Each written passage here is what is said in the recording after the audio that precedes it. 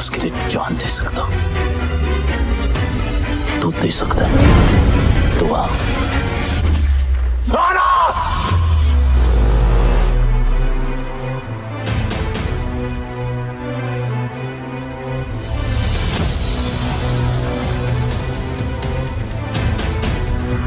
आज इंतजार और तू दोनों खत्म होंगे।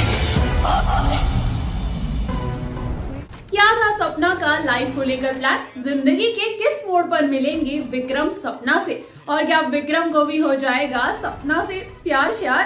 देखिए दोस्तों, जिंदगी के सफर में ना अक्सर लोग टकराते हैं और फिर हमेशा हमेशा के लिए उस जिंदगी की राह पर साथ साथ चलते हैं, जैसे कि हम और आप। So hello and welcome friends to today's video. मैं हूं अंजलि और आप देख रहे हैं वॉरगैट स्टूडियो।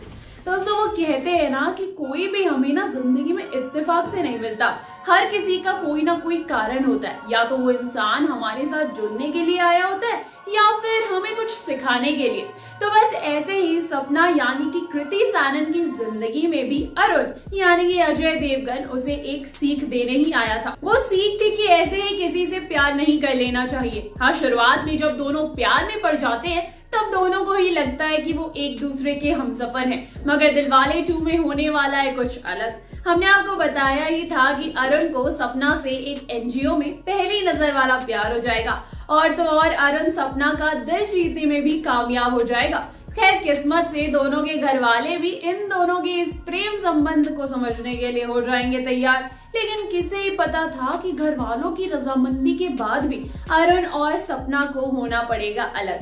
दोस्तों, अक्सर जिनके दिल मिल जाते हैं ना, उनकी किस्मत नहीं मिलती। वो कहते हैं ना, हर किसी को नहीं मिलता यहाँ प्यार जिंदगी है। बस ऐसा ही कुछ हमारे सपना और अरुण के साथ भी होगा। तो आइए जानते कि इन सपनों के टूटने से पहले क्या सोचा था सपना ने, क्या गलत सोचती थी सपना अरुण के लिए, और कैसे अब हालात बदल गए हैं।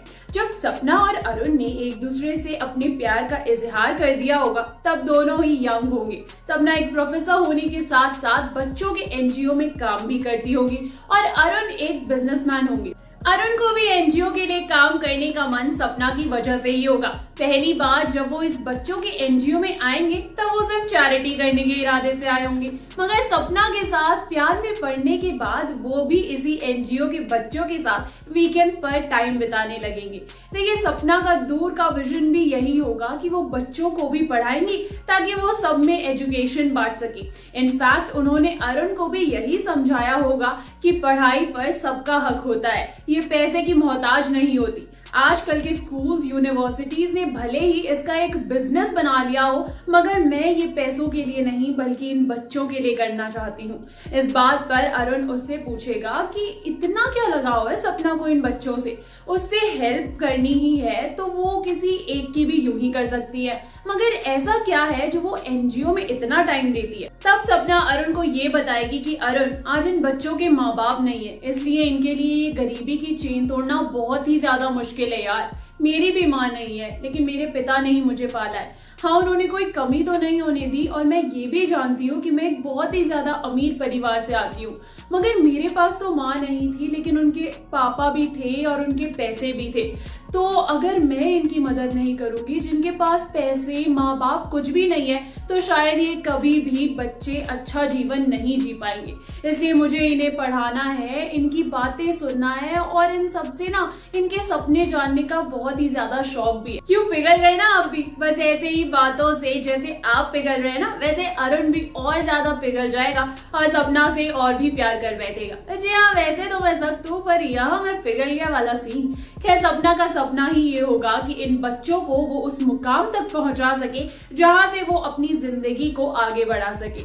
मगर इस सपने में जो रुकावटें आएंगी, इसके हिंट तो मैं आपको ऑलरेडी पिछले वीडियो में दे ही चुकी हूँ। अगर याद हो तो इन बच्चों का घर यानी कि इस एनजीओ का शेल्टर अरुण के धोखे से लिए सिग्नेचर की वजह से तोड़ दिया जाएगा, और उस शेल्टर के साथ साथ सपना के सपने भी टूट जाएंगे। हर बच्चा अलग अलग आश्रम, ऑर्फनेज सेंटर या फिर दूसरे एनजीओ में चला जाएगा तो सपना अब उन बच्चों को आगे नहीं ले जा पाएगी। इन सब का जिम्मेदार अरुण होगा सपना की नजरों में, इसलिए ही वो अरुण को छोड़कर दूर चली जाएंगी। अरुण को अपनी सफाई देने का मौका भी नहीं मिलेगा और ये सब हो जाएगा। खैर, वहाँ सपना का सपना टूटेगा और यहाँ अरुण के अरमान। मूवी में काफी दर्द देखने को मिलेगा दर्शकों आपको। लग तो अभी तक कुछ ऐसा ही रहा है। अब अरुण और सपना के फ्यूचर में होगी विक्रम, यानी कि सुनील शेट्टी की एंट्री। विक्रम एज इंस्पेक्टर ही मूवी में दिखाए जाएंगे, जो कि सपना से उसकी साइड ऑफ स्टोरी समझने के लिए जाएंगे। अब विक्रम को अरुण की मां यानी कि रत्ना पाठक शाह की रिक्वेस्ट करेंगी केस ओपन करने के लिए, और विक्रम केस समझने के लिए सपना के पास भी जाएगा, लेकिन एज इंस्पेक्टर नहीं, as a stranger. Ratna Vikram को ऑलरेडी बता देगी कि सपना अरुण से रिलेटेड कोई भी बात नहीं करती, इसलिए अगर उसके पास जाना ही है तो किसी और बहाने से जाना सही होगा। विक्रम को भी यही सही लगेगा, इसलिए वो सपना से प्लान्ड वे में उसकी यूनिवर्सिटी के फंक्शन में एज गेस्ट बनकर मिलेगा। वहां उसे इंग्लिश का प्ले बहुत अच्छा लगेगा और वो प्ले के डायरेक्टर से मिलने की रिक्वेस्ट कॉलेज के डीन से करेगा। फिर क्या, सपना से प्ले के बहाने होगी विक्रम की पहली मुलाकात। पहली ही मुलाकात में विक्रम को सपना काफी खूबसूरत लगेंगी। वो सपना से प्ले की जानकारी लेते लेते ही उनसे थोड़ी जान पहचान बढ़ा लेगा और फिर धीरे धीरे उनसे मुलाकातें भी बढ़ाने लगेगा। अब देखिए, मुलाकातें होंगी, बातें होंगी, ऐसे ही स्टोरी आगे बढ़ेगी। इन सब में विक्रम अपनी आइडेंटिटी छुपाएगा नहीं, मतलब सपना को पता होगा कि विक्रम का असली नाम क्या है और ये भी कि वो एक पुलिस इंस्पेक्टर है। लेकिन सपना को ये नहीं पता होगा कि विक्रम अरुण के केस पर ही काम कर रहा है। सपना के हिसाब से विक्रम एक बिल्कुल ही अलग इंसान होगा और उसे भी विक्रम की कंपनी धीरे धीरे अच्छी लगने लगेगी। उसे भी विक्रम के साथ वक्त बिताना अच्छा लगने लगेगा। और कमाल की बात तो ये है कि इन 5 सालों में जब से अरुण से दूर हुई है सपना, तब से पहली बार उसे किसी के साथ बात करके अच्छा लग रहा होगा। उसने ऐसा कुछ कहा तो नहीं होगा, मगर काफी टाइम बाद सपना मुस्कुरा रही होगी और ये बात सपना के आसपास के लोगों को भी लगेगी।